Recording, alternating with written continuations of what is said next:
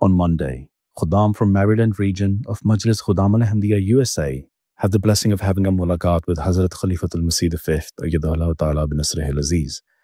31 Khuddam had travelled especially for the mulaqat, which took place in Islamabad, UK.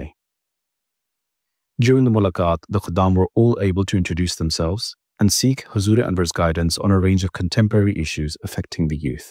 میں ایک ایسے علاقے میں رہتا ہوں جہاں کے دفاعی کمپنیز موجود ہیں جو اسرائیل کو بہت سے ہتھیار دیتے ہیں. جماعت کے کئی افراد اور میرے بعض جاننے والے بھی ان کمپنیز میں کام کرتے ہیں. حضور، کیا ہمارے لیے ان کمپنیز میں کام کرنا جائز ہے کہ نہیں؟ اگر مجبوری میں سور کھانا جائز ہے، قرآن شریف میں لکھا ہو نا، اگر تم بھوکے مر رہے ہو تو تم کھا سکتے ہو سور کا گوشت بھی، تو یہ بھی کھایا جا سکتا ہے. مجبوری ہے تو اور بات ہے، ادروائز آپ اس لیے نیت سے تو نہیں بناتے نا کہ ہم نے اسرائیل کو سپلائی کرنا ہے، اس لیے بناتے ہیں. وہاں تو یہی کہتا ہے نا کہ ہم نے اپنے ملک کو لیے کام کرنا ہے، اس کے ڈیفینس کے لیے اپنی تیاری کر رہے ہیں. تو یہ اور بات ہے، اسرائیل کو سپلائی کرتے ہیں تو ساری دنیا کو سپلائی کرتے ہیں. اس کے علاوہ آپ لوگ سوڈان میں فوج کو سپلائی بھی کرتے ہیں، اور عراق میں بھی دیتے رہے ہیں، اور افغانستان میں بھی دیتے رہے. وہاں جائز تھا؟ نہیں، وہاں بھی جائز نہیں تھا، یہاں بھی جائز نہیں ہے. تو لیکن آپ لوگ امپلائی ہیں اس کے، اس لیے ڈزنٹ میٹر. ٹھیک ہے، اپنی فیکٹری کھول لیں، اپنی کمپنی کھول لیں. پھر تو احمدی کھولے گا تو کہہ دے گا امن قائم کرو، ضرورت کوئی نہیں. لا انفورسمنٹ ایجنسیز کو دے دو گے بس. One of the Khuddam asked Hazrat Khalifatul Masih about the newly elected President of the United States. بتائیے اس کی پالیسیز نے کیا کرنا ہے، کیا نہیں کرنا. وہ جب آتا ہے تو امریکنوں کے لیے پتہ نہیں مشکل ڈالتا ہے کہ نہیں. باہر والوں کے لیے عموماً پچھلا جو اس کی ٹینیور گزری ہے اس میں تو آسانیاں ہی پیدا کی تھیں، اتنا زیادہ لڑائی نہیں کی تھی. ابھی تک جو نظر آ رہا ہے وہ کہتے ہیں کہ اسرائیل وار کو ختم کر دے گا، سیز فائر پرماننٹ ہو جائے گی. نہیں ہوگی، ویسے تو ٹیمپریری ہے، اور اس کے بعد ہو سکتا ہے اس نے اندر کوئی انڈر اینڈ ڈیل کی ہوئی ہے ان کے ساتھ کہ اچھا بھی یہاں سے لے کے یہاں تک علاقہ بعد میں لے لینا. باقی دنیا میں فساد ہے وہ کچھ حد تک وہ رکھے گا. یہاں سے بھی ٹک ٹاک کے لوگوں نے کہہ دیا جی بین کر دیا، ہاں بڑے خوش ہو گئے. چائنا سے یہ کر دیا، وہ کر دیا. اب اس کو پیسے چاہیے، اس نے کہتے 50% شیئر ہمارا دے دو تو ہم ٹک ٹاک شک چلا دو دوبارہ امریکہ میں. تو وہ تو پیسے ملتے رہیں گے، اس کو ٹھیک رہے گا. جہاں سے اس کو نقصان ہوگا پیسوں کا وہاں وہ اپنی مرضی کرے گا. تو جو بھی آئے گا اسی طرح آئے گا. ہمارے تو کوئی ولی اللہ تو تمہارے امریکہ میں نہیں ملنا تمہیں، سوائے اس کے کہ احمدی کر لو ساروں کو، یا کم از کم احمدی اس پوزیشن میں آ جائیں کہ پولیٹکس میں یا بیوروکریسی میں یا بزنس میں کہیں تو آنے ہوں، تو پھر ٹھیک ہے، پھر تم کچھ کر سکتے. مقامی اور دوسری مجالس میں کیا فرق ہے، اور محتم مقامی یا قائد مقامی کو بغیر انتخاب کے چناؤ میں کیا مصلحت ہے؟ مقامی اور دوسری مجالس میں کیا فرق ہے؟ کوئی فرق نہیں، سب وہی مجلس ہے، وہی مجلس ہے. مقامی یہ ہے کہ وہ کیونکہ ہیڈ کوارٹر کے قریب رہتی ہے اس لیے اس کو آپ مقامی کہہ دیتے ہیں. اب یہاں امریکہ میں تو جو سسٹم ہے جماعت کا وہ اس طرح ہے ہی نہیں.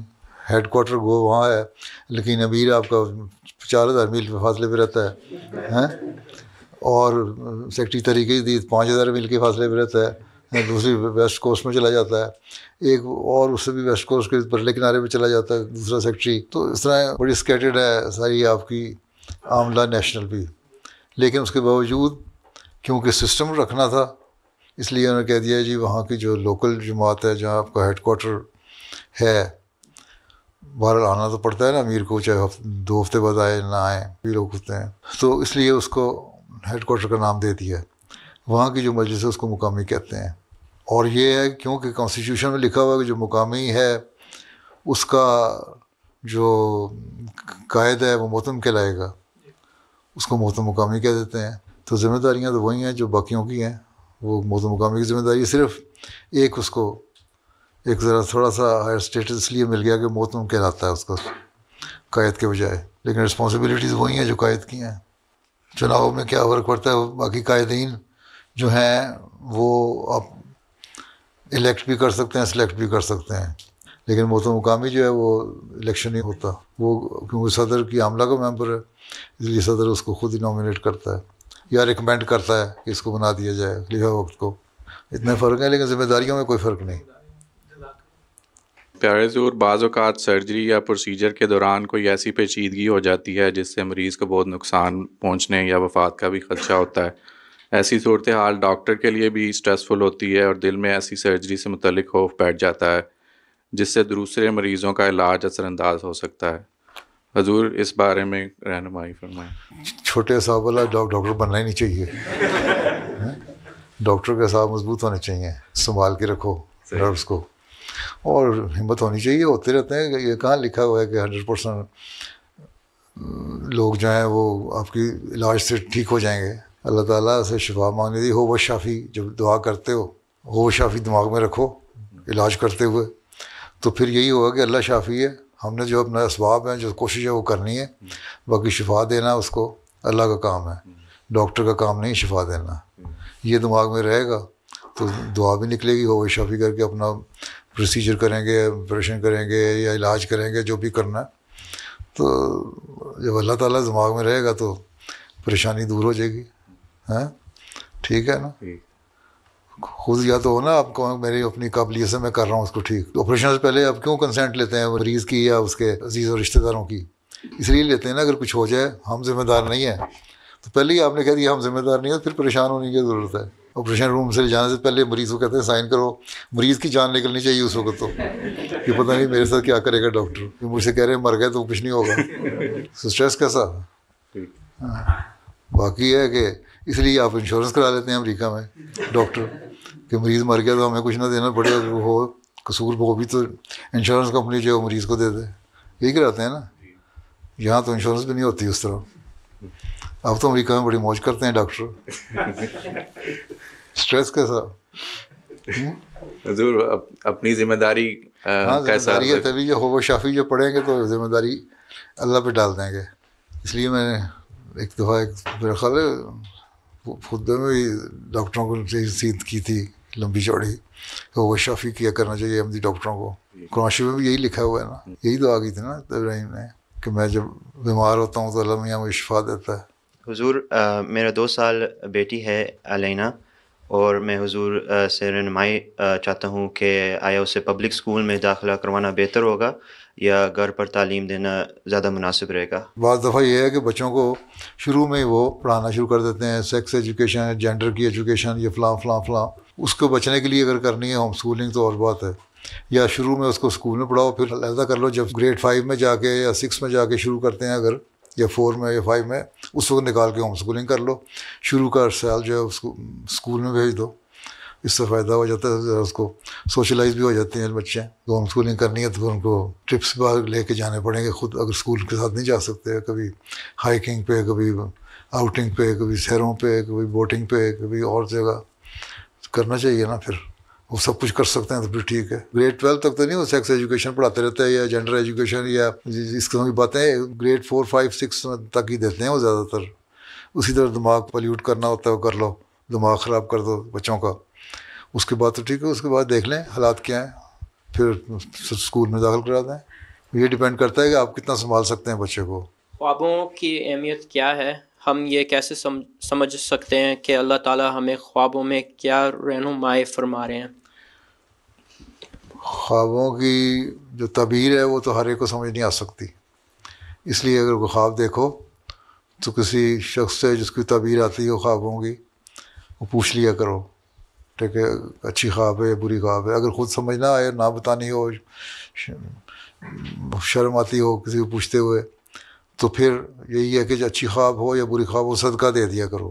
اللہ تعالیٰ اس کے نیک نتیجے نکالے. اور بعض خوابیں اللہ تعالیٰ کی طرف سے ہوتی ہیں، سچی بھی ہوتی ہیں، بعض شیطانی بھی ہوتی ہیں، بعض ویسی خیال میں آ جاتی ہیں خوابیں. دن میں جو کچھ ہوتا ہے وہ خوابوں میں آ گیا.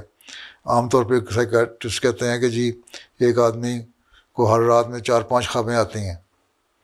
بعض یاد رہتی ہیں، نہیں یاد رہتی ہیں. صبح اٹھ کے سمجھتے ہو کہ مجھے کوئی خواب نہیں آئی، لیکن خوابیں آئی ہوتی ہیں رات کو نیند میں، کہیں کہیں کی سیریں کر رہے ہوتے ہو. ٹھیک ہے. جو خواب یاد رہ جائے اس کو پھر دیکھو، اس کا انالیسس کرو کہ اس میں کیا میسج تھا. اگر سمجھ آ جائے ٹھیک ہے، نہیں تو کسی سے پوچھ لو.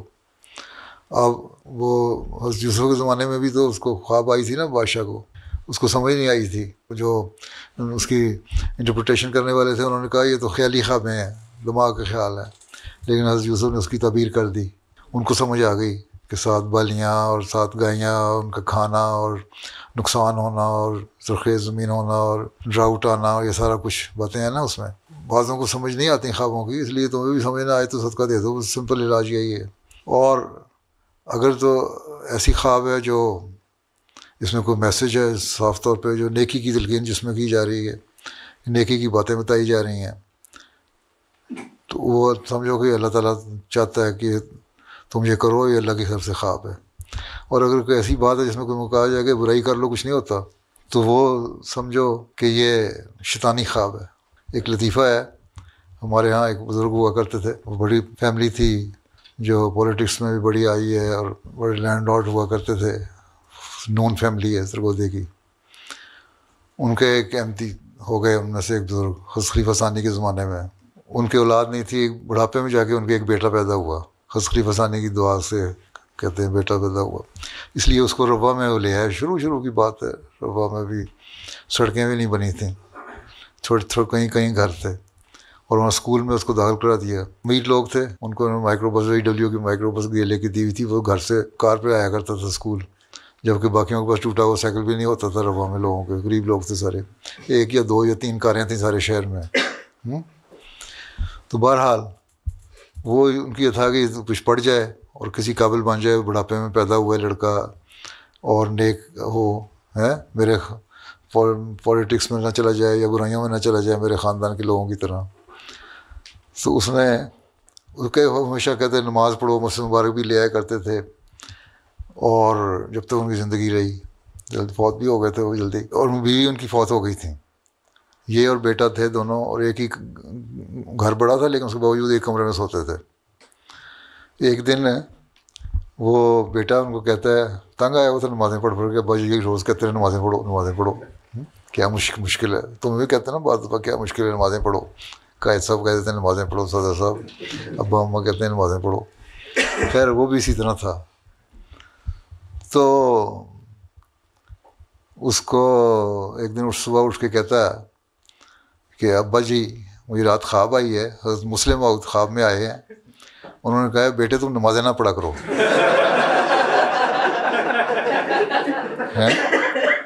تو اس کے ابا بڑے ہوشیار تھے.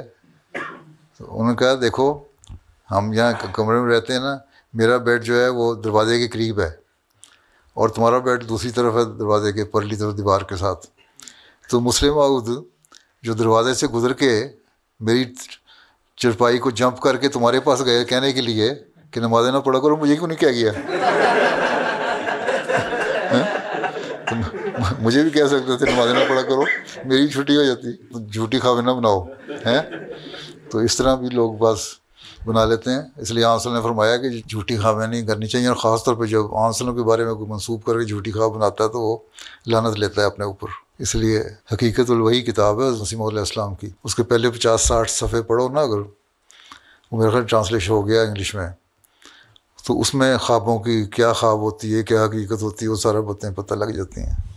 وہ اب تم بڑے ہو، اب کالج یونیورسٹی میں جانے والے ہیں، وہ پڑھو، تمہارا نالج ہونا چاہیے اتنا. پہلے شروع کے 50-60 پیجز ہیں، وہ پڑھ لو تو ٹھیک ہو جائے گا، تمہیں پتہ لگ جائے گا کانسیپٹ کیا خواب ہوگا، کیا سچی خواب ہے، کیا جھوٹی خواب ہے. 2005 میں جب حضور انور قادیان گئے اور حضرت مسیح موعود علیہ الصلوۃ والسلام کی قبر مبارک پر دعا کی تو اس وقت حضور کے کیا جذبات تھے؟ جو ہر احمدی کے ہوتے ہیں جذبات یہی تھے کہ ہم آئے ہیں دعا کریں. جب پہلی دفعہ گیا ہوں 91 میں 91 میں، اس وقت بھی جذبات تھے.